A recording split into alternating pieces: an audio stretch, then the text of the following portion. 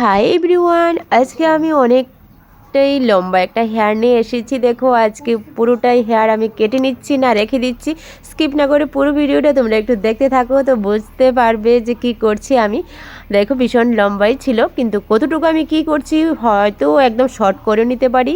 চলো স্কিপ না করে দেখতে থাকো আর কমেন্ট করো। এতটুকু কাটতাম কাটতাম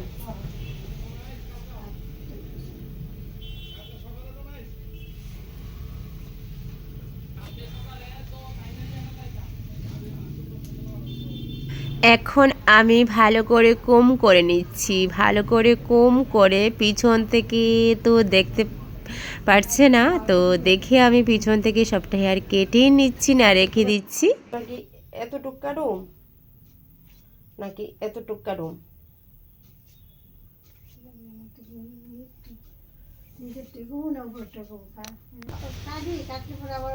কিন্তু এখন মানে একদম চিকন হয়ে গেছে। এখন তো আমরা ধরো নাও বাড়িও না এটালাই দূরা এটালাই দূরা দেখতেছি না যে বন্ধু দেখাইতেছি। এই তো ফাইনালি কেটে নিচ্ছি হেয়ারটা।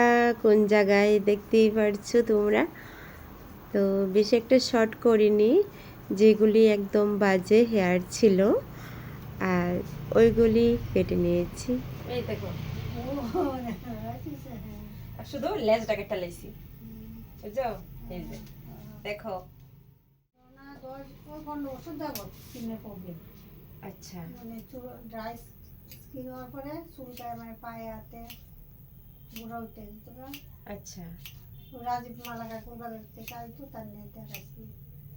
সবসময় দেখাইতাম। আচ্ছা,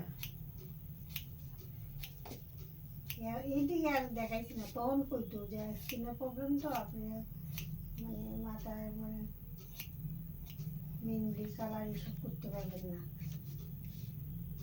কইছিল। এখন প্রবলেম নাই।